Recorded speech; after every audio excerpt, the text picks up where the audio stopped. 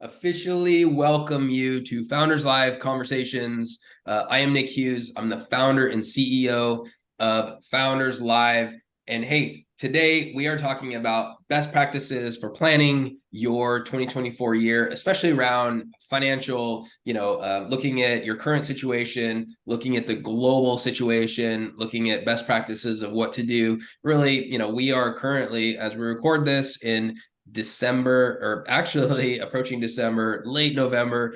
And as you look at your year review plus planning for 2024, we just want to share some thoughts. And we have an awesome we have an all-star cast here. I'm really excited to have this awesome cast that is a collection of experts in the financial industry, advisors in growth and exits and acquisitions here. But we have Jack Karosky. So I'm just going to run through a quick list of people. Say hi, introduce yourself real quick, and then we'll have a panel discussion. We'll also take questions from you, the viewers in the audience as well. And we're just going to have a collective conversation here.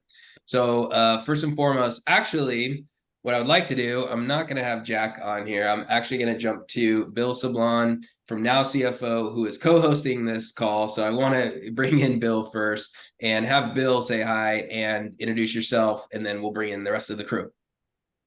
Yeah, no, thank you, Nick. I appreciate that. So my name is Bill Sablon. I'm with partner with NOW CFO. We provide outsourced operational accounting services.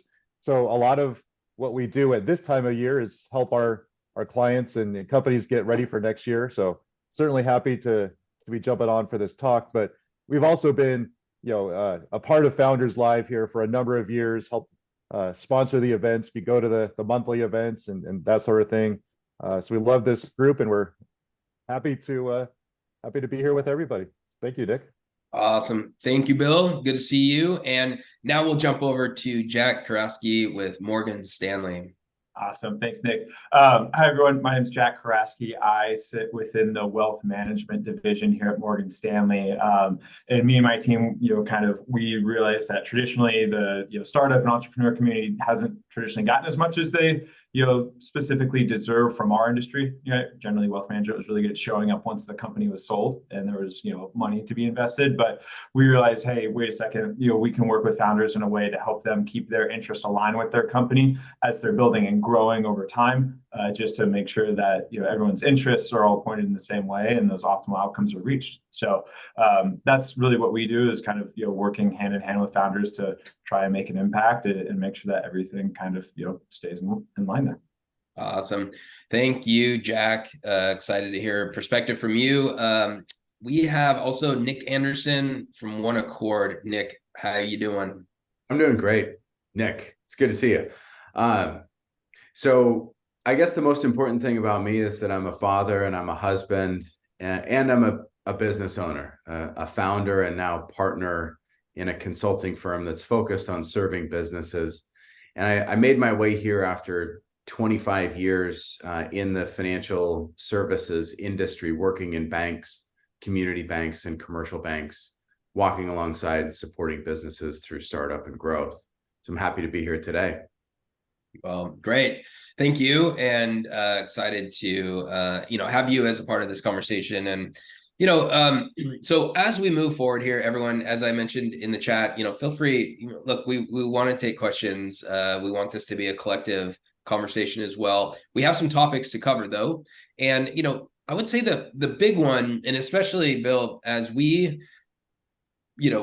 talked about putting this together, I suggested really the conversation and topic around, just looking at, the planning. What are the proper steps for planning for next year? And, I would say for all of you, what we're going to do is we're going to just hit these kind of high level topics, and each one of you can take an opportunity to give your perspective on this. And what we're going to start with is really around, let's actually look at this economy that we're finding ourselves in, that we are at the last part of 2024, last part of 2023, entering 2024. And it's an interesting economy. We have now two wars that are, going on in parts of the world. We have, interest rates have been traditionally pretty high. They're now, somewhat coming down, but, when you look at venture capital and, the actual investment activity is quite low compared to a couple of years ago. Now, we can say that was maybe an anomaly in 2021 into 2022, but we have some interesting dynamics. So first and foremost, I want Bill to step in, from the looking at the economy next year, what's your view on whether it's interest rates or things are going to be tight, we're going into a bit of a recession. How would you frame what you're viewing here and even what you're hearing and reading? Yeah, I mean, the first thing I would say is the caveat that not every business is going to react or be impacted the same based on the economic conditions.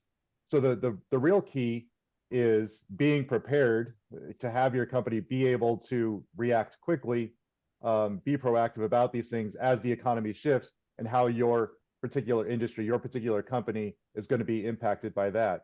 Now, from a general overview, stuff that we're hearing from all the companies we're talking to, the people are tightening up the purse strings a little bit, whether it's just spending on services or whether it's investment or, just kind of holding on to money a little bit tighter.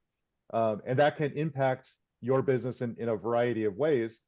If it's impacting your business because, hey, the customers that you're normally serving, your service to them is going to be lower on their priority list, you have to be able to adjust quickly to these things. Like, okay, our revenue is not going to be quite as high as it needs to be. What other levers do we need to pull? So, again, big picture, I'm seeing a lot of companies just tighten things up in general. So being able to react to that is going to be important. But as companies tighten up, your company might be in a position to take advantage in a different way. So being able to recognize that is going to be really the key when you're looking forward to next year. Yeah, thank you, Bill. That's interesting thoughts. I've taken some notes. Might circle back around on them, but I want to go to Jack there. Same question, same thought. As we view this economy, what things are popping up? What have you seen that, obviously we can't, predictions or whatever, but what are you seeing going into 2024? Yeah, no, I love you already hit my caveat for me, Nick. It's my prediction is no better than anyone else's. But as we look at things, right, kind of the general expectation is that interest rates do move down a little bit next year.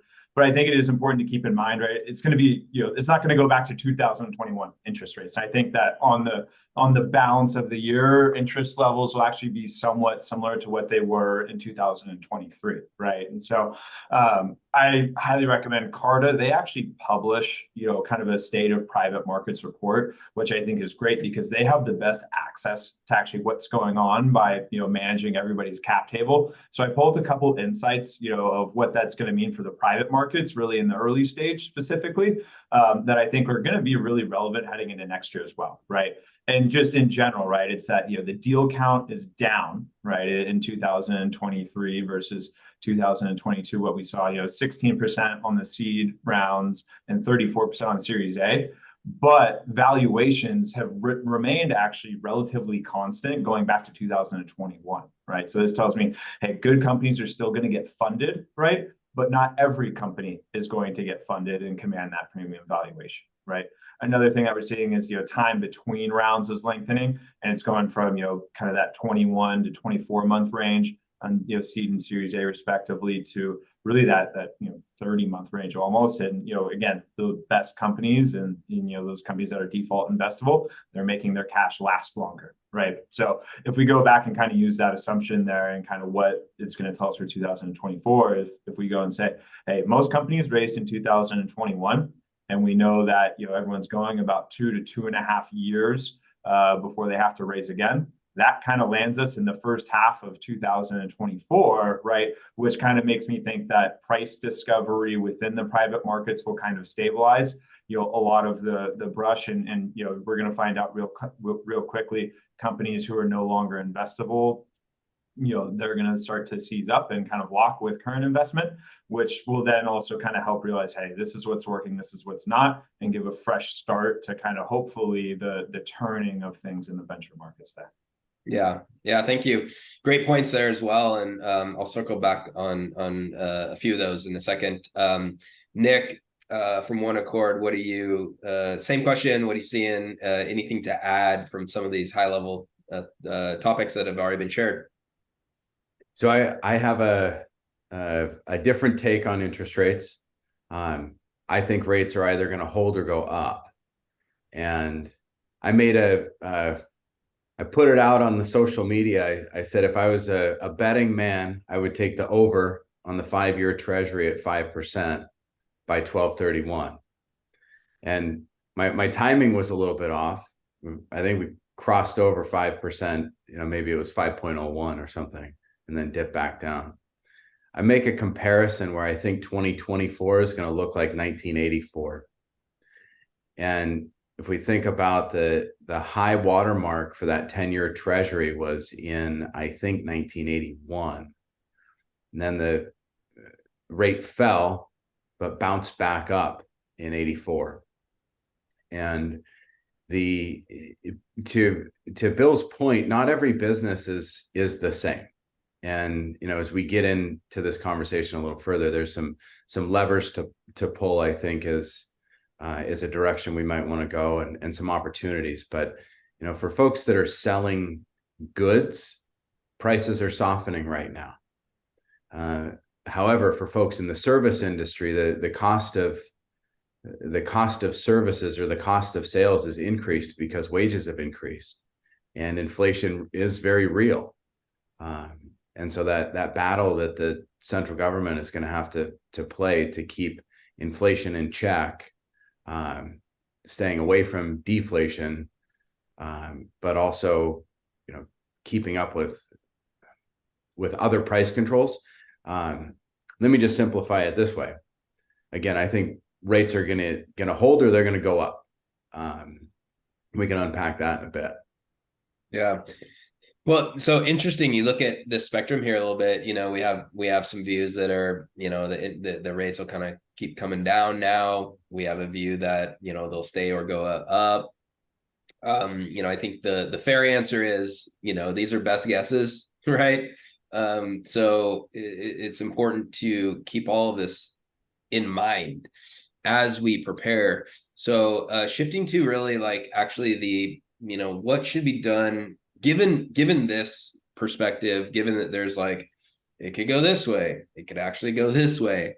What are some best practices or things that, let's go back to Bill here, especially from, Now CFO's perspective of really, when we're ending a year, turning into the next year, and especially this next year, that is unclear, the results. But I think what we can all agree upon is things are getting tighter, and it's going to be challenging. And, the reverberations from a couple of years ago are now really going to be seen, especially when you look at the group of early stage companies that raised whatever amount in the last 48 to 72 months, and now they're looking for funding, and that may or may not be there. So Bill, what would you suggest when companies are actually looking to end the year and really prepare for an unpredictable year?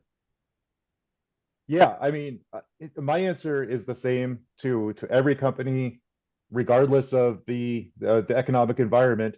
When you're getting ready for next year, prepare a budget.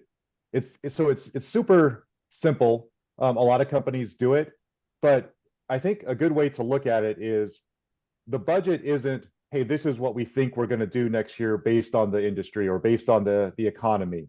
The budget should be, here is my goal, my roadmap for success next year. So take the economy out of it to start, and you're just going to say, what does a successful year look like to me next year? If I'm looking at 2024, when December 31st, 2024, I'm looking back, I want to say I made $50,000 profit, or I made $5 million, or I broke even.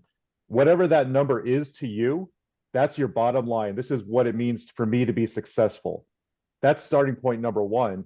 Then you're just going to fill in the rest of the details, right? Okay, I think I'm going to do this in revenue next year based on these different things. So I've got my profit, I've got my revenue. Now, whatever is in between is my expenses. How am I going to spend this money to achieve these goals? Right, you're laying it all out with the idea of I'm going to hit this number at the end of the year, and I'm going to be popping champagne because I hit all my goals. Step two is, okay, what bottom line goal, like what's the worst that I can do and still feel like, hey, I can keep going with this business, right?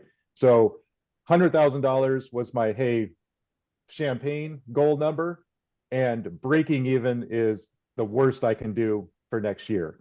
You know, if I'm losing money, I got to close up shop and we got to try something different. So break even is my worst.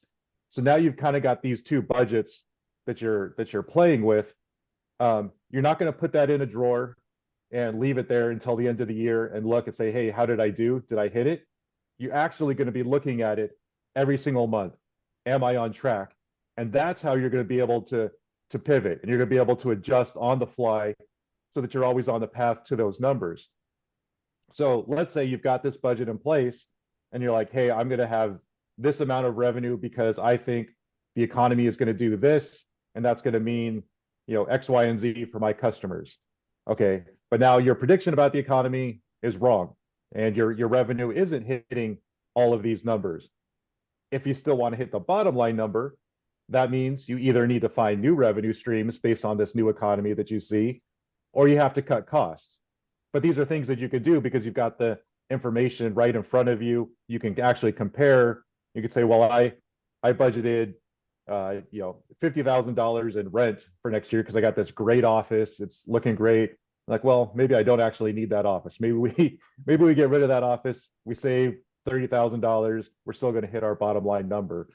The point is, whether the economy is great next year, whether it's bad, you have to be able to react to it, right? We can predict and we can forecast and we can lay out the plans, but if you're not being proactive and you're not, you know, being able to adjust on the fly quickly, then, you know, you're really putting all your eggs in the, do I know what the economy is going to be like next year? You know, certainly having the best information possible from the experts on what it's going to look like, how it's going to impact my company, that helps you set the plan.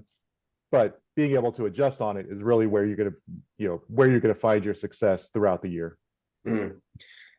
Very well. Thank you so much for laying that out, and hope you all are taking some notes on that, because that's great. You know, when you look at just establishing that budget, you know, looking at kind of the high level and even the worst case scenario. This is great. Jack, let's head to you on, you know, just really looking at what are you advising people, some of your clients, or, you know, how would you go about advising people to approach, you know, the end of this year going into preparation for next year? Yeah, no, Bill, you stole some of my thunder. I love it. We're on the same page here. But yeah, I mean, I think, you know, kind of the main message is, right, going into next year, you want to be able to spend your time on the business and the business performance itself, right? And so a number of conversations I've found myself having the last couple of weeks is, you know, hey, take the last month of the year to really become a professional founder.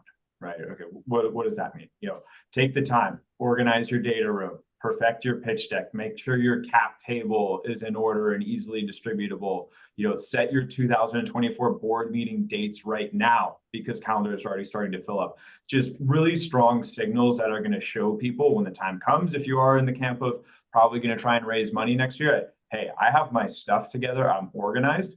And also too, right, if you do all those things now, then you don't have to spend the time on them next year, and you can show acceleration in the business, hopefully, you know, on the back of that fundraising there, right? I think other things too, and this is really in the camp of people who are going to look out and raise money next year, is, you know, information asymmetry is really, really real. You know, venture capitalists, investors, they do this for a living. You know, they see deals all the time, right?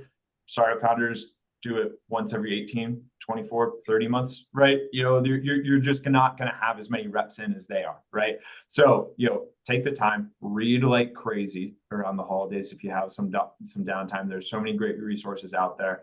Talk with other founders who are, maybe 3 or 6 months ahead of you and learn from their experiences and kind of what they wish they had done better, things they got right, just best practices of how they interacted. And then I think too, the last one is really take the time to understand how venture funds work and how different incentives and performances are going to drive different behaviors from them. Because I think that will help you shape your interactions and kind of lead to that most successful outcome there, right? Conversely too, right?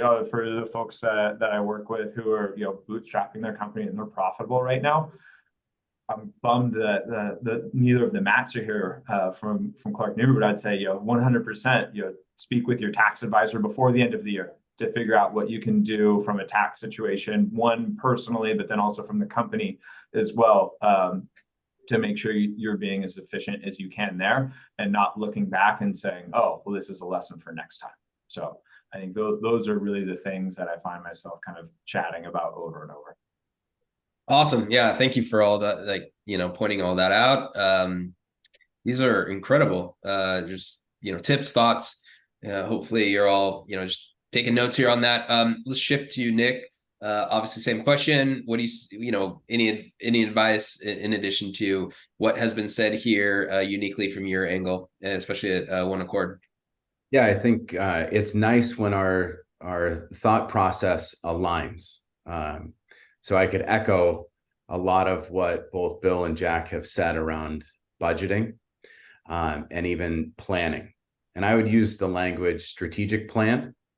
Think about your company's strategic plan, bring in your leadership team and let the strategic plan inform the budget. I think that Bill talked about multiple scenarios. If sales are flat, if sales grow, if sales decline, what do you do in those situations? Some things I would add, just along the lines of preparing for a difficult year. If you are bootstrapping, if you are in a revenue position and in a position where you're actually making money at throwing off cash, business is throwing off cash, stockpile cash this year. And I would say, get ready to buy to grow. Look for strategic acquisition and or strategic exit or partnership. And in that, I would say, position yourself to be an expensive acquisition. I'm sticking with the theme that 2024 is going to be a lot like 84 in that growth by acquisition and even leveraged transactions may come back, may resurface. And so if you're an acquisition target, make yourself expensive. And then the last thing that I would suggest in prepping for year end and getting ready for a successful 2024 is if you are in a service related industry, raise your price now. Raise your price now before year end. Inflation is real. Get ahead of the curve. And depending on how you relate with your clients, I would say do this in a very relational way. And I think that's it. That's my prep for 2024 advice. Let's I want to stick with you here, and we're going to kind of go back through the group, and it's kind of a double for you. It's a double question. You've mentioned now a couple times. Maybe just elaborate on the 2024 1984 aspect, and then we'll get to really some levers that we feel that are kind of evolving here that might be able to be used and pulled for this next year in terms of pivot, getting prepared for this year. But maybe elaborate on that thought. It's so in 1987, a movie debuted called Wall Street.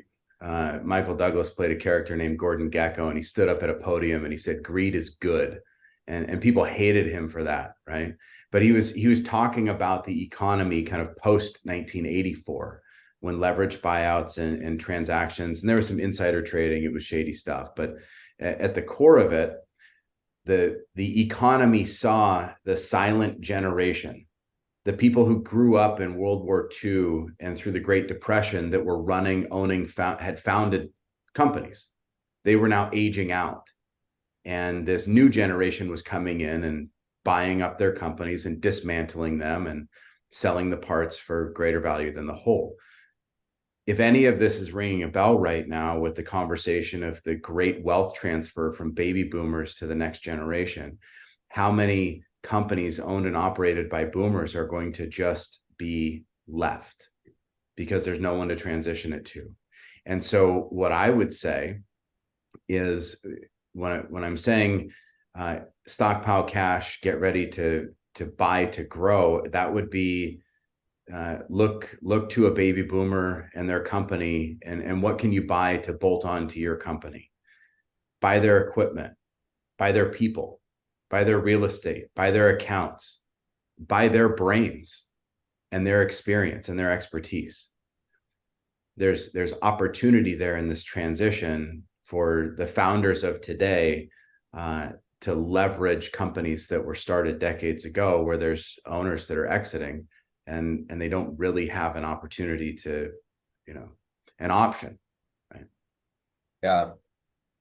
That's such an interesting thought, and glad that you bring that to the table. The confluence of kind of, there's a certain amount of winds that are kind of colliding right now, and it's really, really interesting from a timing standpoint, that yes, there's a generational shift, right? And so what you're suggesting is, do the work now, get prepared, and be able to take action on those. Now, maybe a quick question, and then Andrew has a question here that we'll get to, but do you have any thoughts and advice to companies, maybe they're earlier stage startups, that would be interested in approaching an acquisition of another entity? Let's even just tee this up as like, these are pretty early stage, or we're not talking like tens of millions here.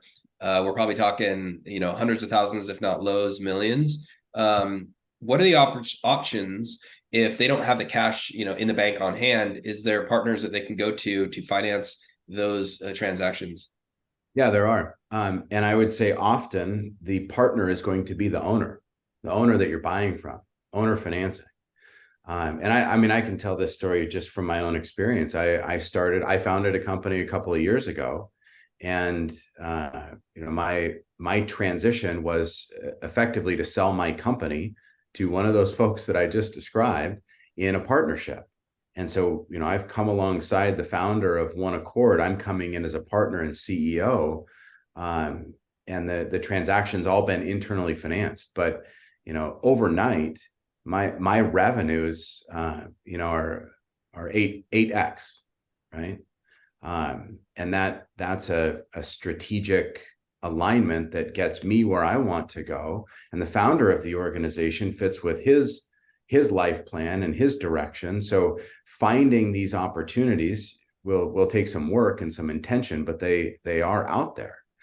And then I would say, more generally speaking, think about interest rates.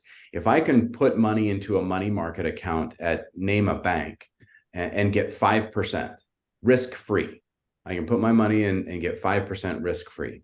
Or there's some private equity or some kind of private debt instruments that I might be expecting a 12 or 13 or 15% return. What is an equity investor going to expect on their return on capital and their investment in your company, right? You're going to give up a lot for equity, right? But maybe that owner is satisfied with a return, some owner financing in that single digit range, 8.5%, 9.5%. That could work really well for all parties involved. Great, thank you. Incredible thoughts here on just the levers and strategic planning to go forth. Hey, Andrew, we're going to pull you up here. I want to pull you up. Feel free to at least unmute yourself and give a little context on your question. and then we'll kick it around a little bit, and then Bill, get ready for answering this next question as well. All right. So just the context for the question is, as companies are growing heading into this next season, how important is it for them, in the panel's opinion, to be evaluating who they use as service providers? You know, maybe they started with a certain bank, but they've grown, maybe outgrown that bank's services, and that's could be take bank and apply that to CPA or insurance provider, or if they're using an HR consultant. So just in the panel's opinion, is now a good time for them to evaluate that and maybe start making some key player changes to better serve their end goals? Awesome. Hey, let's go with Bill first. Just, are you advising to make some, I would say, more significant changes from, what Andrew's asking around those players that are service providers? Yeah, I mean, in my opinion, it's always the right time to be evaluating your service providers and the services that they're providing you. I think a lot of them, especially, you start talking about banks or CPA firms or these kind of places, you start to feel a little bit entrenched, and you're like, well, I've got this history with them, so I don't want to make this big change because it's this big disruption in my business. But you really need to be evaluating what is the value that this service provider is bringing to you. Is it what you need? Are there, I think you can get into trouble when you start just saying, hey, who can do a little bit better, and you start talking around, and people are selling you on everything that they can offer. So you don't want to just be jumping ship every couple months, but the evaluation should still be done. And if someone isn't meeting your needs, I think any time is really a good time to be doing that. Awesome. And Jack, additional thoughts on this? Yeah, no, I mean, just to follow up on Bill, right? I think any time is a good time to be kind of evaluating that, right? I think what I tell the founders I work with is, is that just, an advisor providing advice, or is that a leader providing leadership, right? I think we all want to work with leaders and people who are willing to kind of go a little bit above and beyond, right? Rather than people who are living in more of a commoditized market, right? And, just providing the bare bones. And, that both of those examples can be found in any industry, right? Lawyers, accountants, and anyone can find both of those. So I think just kind of understanding that framework and classifying, hey, all of my service providers, which camp do they fall in, right? And which, I know I want to be in that leadership camp.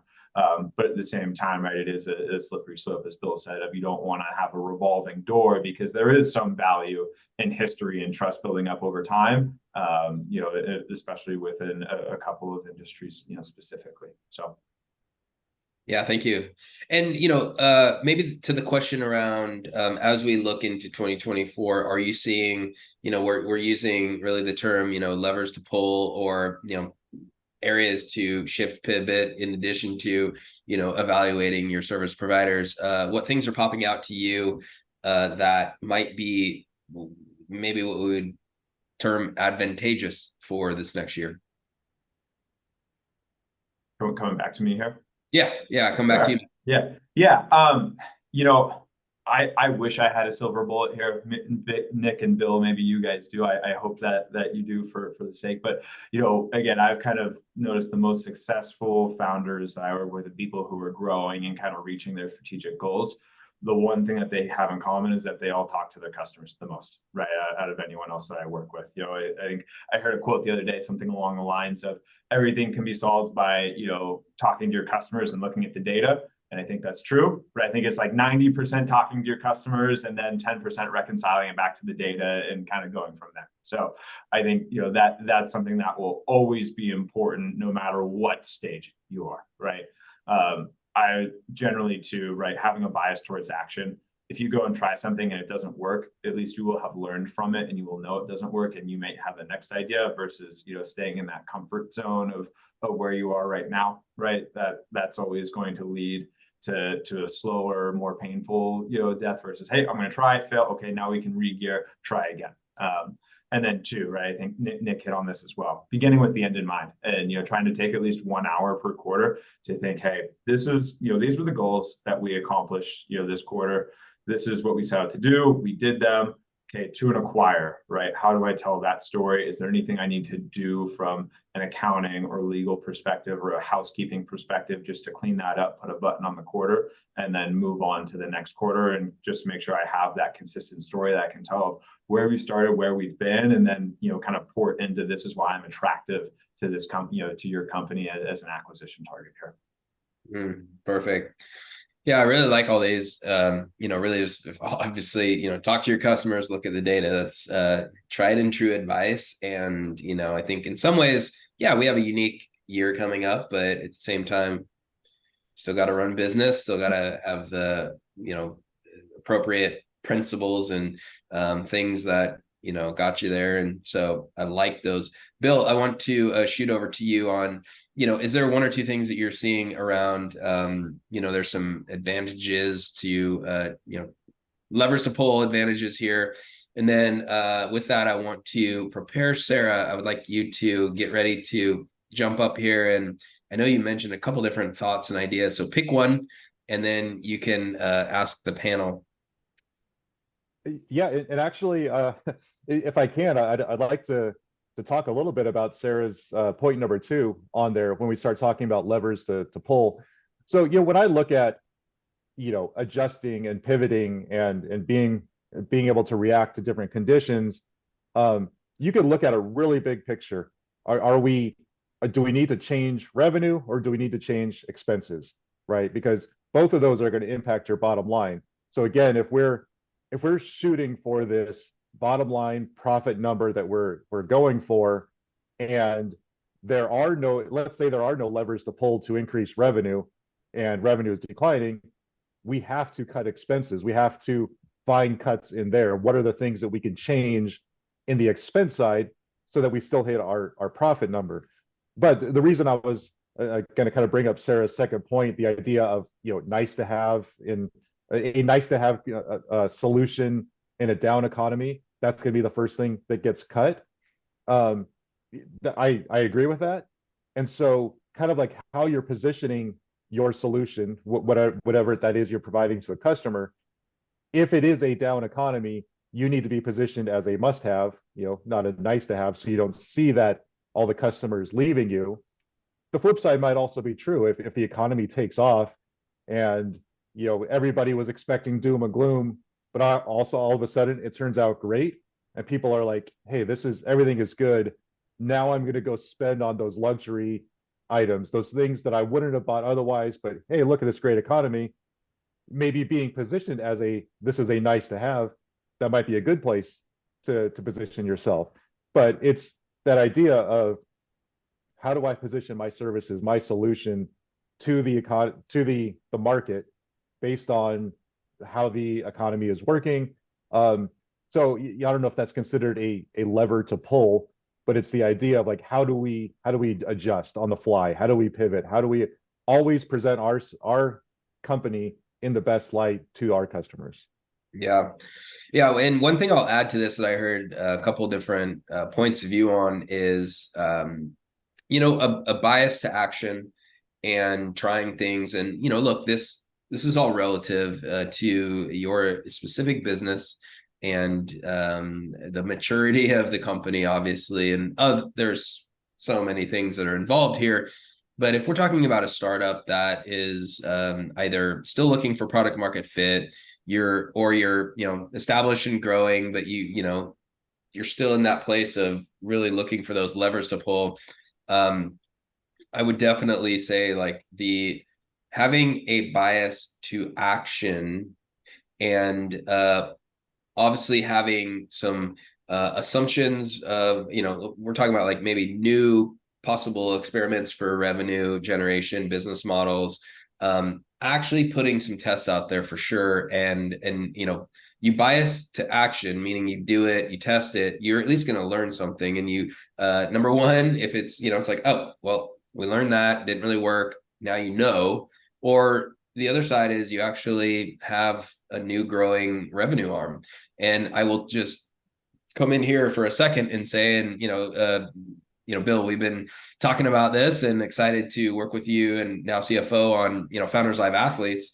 But I can tell you that real quick, Founders Live Athletes is a new kind of arm of the company that we're now building experiences and events and things around the celebration of professional athletes now in transitioning into entrepreneurship. And we've held 2 big events. We're doing our 3rd one during the Super Bowl in Vegas in February. And there's something pretty special about this happening. And I'm just in some ways taking a pretty, in some ways just taking a long view on, we're going to see where this goes, but we actually think it's going to turn into a whole different business, like a different brand of Founders Live. And we're only there because we actually tried it and we took some action, and it's opened up a whole new opportunity and a revenue line and possibly a different P&L and a different brand. And we took action. Of course, it's fun, but we tripped up upon something that now is going to lead in a whole different direction. And so I would just say that, when you are in an early stage, of course you need to balance the focus of what you've put together and what is the actual initiatives and what are we really doing and what are we building, but also balance that with experimentation, take action, learn, talk to your customers, look at the data. Yeah, this is really cool. Let's see. So Sarah, with that, you have brought up a couple thoughts and would like to have you join the discussion, pick one of them, and go forth. Yeah, sure. And I mean, admittedly, what I've been talking about is a lot easier if you're early stage. It's a lot harder when you've already raised a few rounds of capital and then you're struggling with that. Just for people's context, like I'm a co-founder of a startup and our customers are also startups. So this is something that kind of we're talking about all of the time. And they probably, I'll pick the second point, I think, because it's probably the most the one that I find most interesting to solve. Bill, you talked about positioning and kind of how you position your products, and I completely agree. It's like sometimes you're positioning yourself as like a pain reliever, and sometimes you're also able to position yourself as a game creator. And if you can tackle both, then it means that you can kind of protect yourselves. One of the things that I'm noticing with other startup founders is that particularly because of the fact that they're trying to extend their runway, is that they're looking harder at different customer segments than the ones that they had thought were their customers, in order to find a more compelling problem, in order to then, and also a more expensive solution in order to extend runway. And it's a pattern that I'm starting to see more and more, is like, whereas people were thinking kind of a lower price, a broader market, founders that I know are starting to go, right, actually, let's focus in on a higher value problem with a higher value customer, and then being able to extend their runway that way. So I'd be interested in the panel's thoughts on that observation. I love the connection between solving a problem and price. Earlier, I said to prepare for next year, raise your price. But there was a missing piece to that equation, which is justify that with additional value. Yeah. And you're using the language in this example of solving problem or solving a bigger pain point. And I think the two are very similar, right? Bring value for a higher price. And I don't think it matters if you're a startup or if you're a 100-year-old company. If you're not delivering value commensurate with the prices that you're charging, you're done. So focusing on value. As I run our company, I have 3 commitments. And the first is a commitment to be loyal to our brand. And the second commitment is to act in service to our team. And the third commitment is to deliver value to all of our stakeholders. And if I have to make a decision, I have to be able to check all 3 of those boxes in order to decide, are we raising price? Are we bringing in a new product arm? Are we experimenting, as Nick said, with a new brand? If it checks all those boxes, then we got a green light, and delivering value is critically important. This is great. Let me jump in and maybe ask a question that might be bouncing around some minds here. Is like, that's all good and great, and I just shared, we have done this, and I think it's tremendously valuable to kind of look at additional market segments, open up a different offering and brand. But where is that line? And again, this is for anyone on the panel, because we're kind of coming to the end here. Where is the line when it's you're just getting too unfocused, and it's like, you're just throwing spaghetti at the wall? And how does internal teams know? So maybe we're going back to maybe the process of doing this, that there's intelligence and bias to action and testing and evaluating versus just we're throwing stuff at the wall and we're very unfocused, and it just seems like it's a chaos. So any one of you all? Yeah, I mean, I'll just say real quick, you have to be purposeful in what you're doing. Obviously, I'm coming at it from a accounting and finance perspective. I'm very much data driven and the numbers. So, if I'm going to be contemplating a new revenue stream or a new market, I want to actually be thinking about it, being mindful of it, taking the time to understand it, not just like, hey, that sounds good, let me take a look at it. Sarah mentioned the kind of evaluating your customers and the different potential markets that might be out there. I'm sure a lot of you have read the Blue Ocean book, but that idea of it's not just who are the non-customers that could be customers.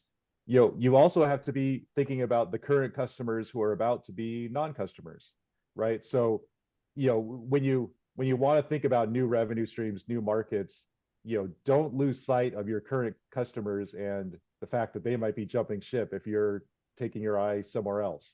And so you might gain 50 customers here, but you just lost 60 over there. So it's that purposefulness, that mindfulness, really taking the time to understand it and not to throw spaghetti at the wall, as you put it. Thank you. All right, Sarah, thanks for the thoughts, questions, and we just have a few more minutes, but I just want to give you a last thought before you jump off. Oh, sorry, are you looking for a last thought from me? Yeah, Or... yeah, just okay. thanks for the question.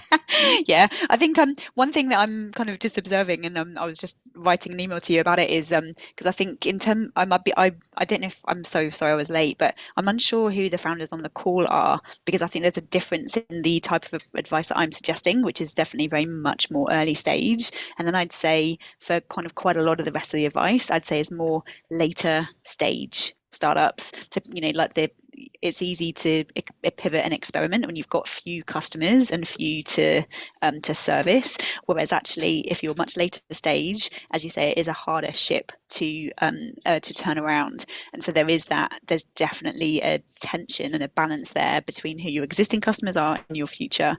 So for example, we a couple of years ago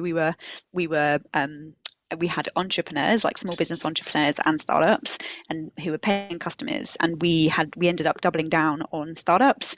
And then any entrepreneurs that were with us, we said, we're not actually going to do any more value creation or development work to actually make this a good experience for you. So you're going to get the startup founder experience. And some of them stayed with us, and some of them were like, okay, that's fine. And it's paid off, but it has taken time to pay off. So there were always payoffs. But I do definitely think, like, my core thing is economic turmoil is a great time to create a truly disruptive, value adding business, but it is a really rocky, bumpy ride, and unfortunately there are going to be losers as well as winners.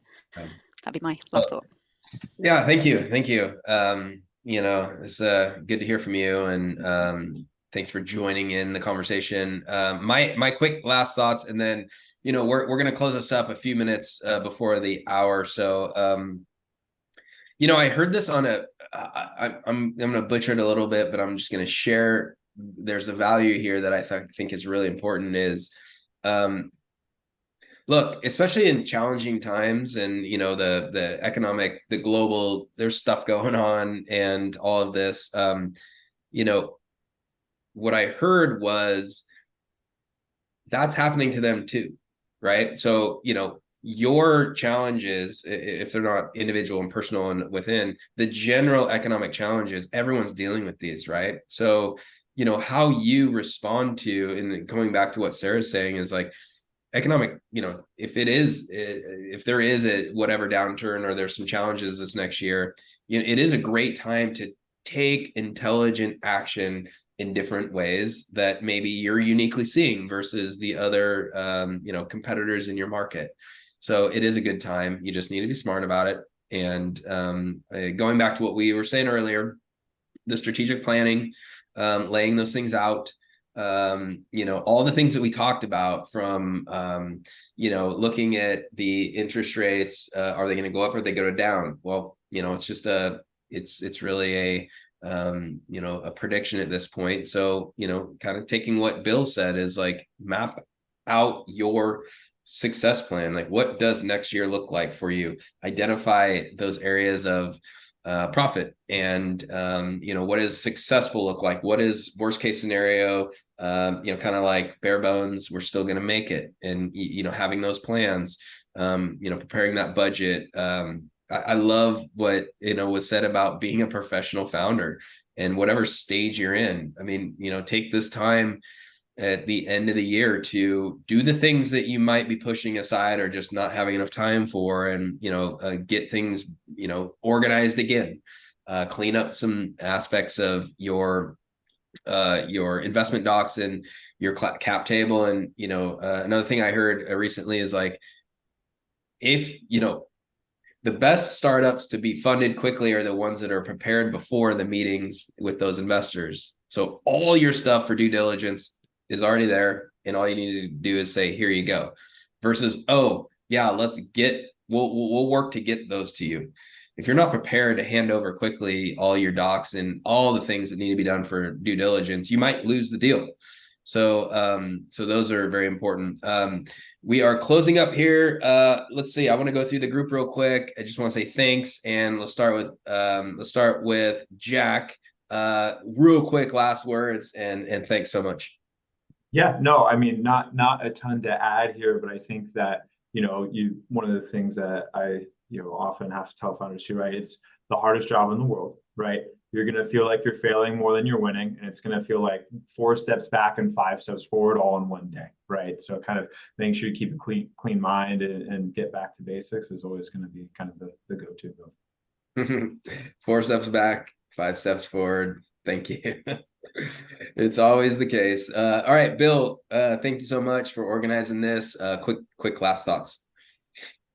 Yeah, just, a lot of the stuff that we're talking about is more of a general mindset perspective rather than, specific tailored advice to your individual needs. So I would just say, hey, I'm open to talk to anybody who wants to talk about their specific situation.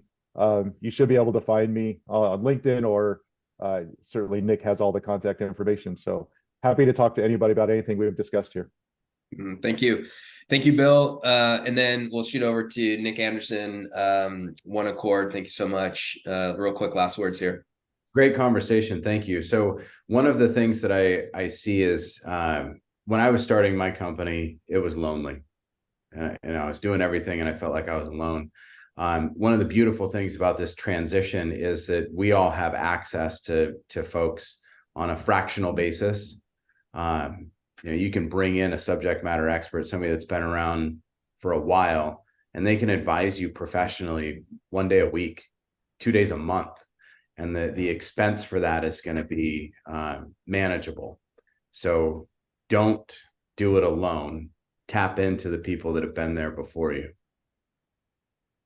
All right. Hey, thank you all joining us today. Really talking about planning for 2024. This was jam-packed, full of intelligence, wisdom, and of course, the caveat to all this is, advice is what it is, and it's all subjective to, every situation. So take this all, digest it.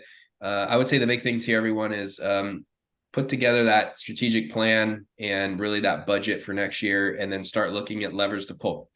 With that, this has been Founders Live Conversations. I'm Nick Hughes, founder and CEO of Founders Live. thank you for joining us. And we continue to have these talks numerous times a month. We have at least, 2 a month. So you'll see a lot coming down the line for 2024. So keep watching for the new ones. Thank you all so much, and have a good rest of your day.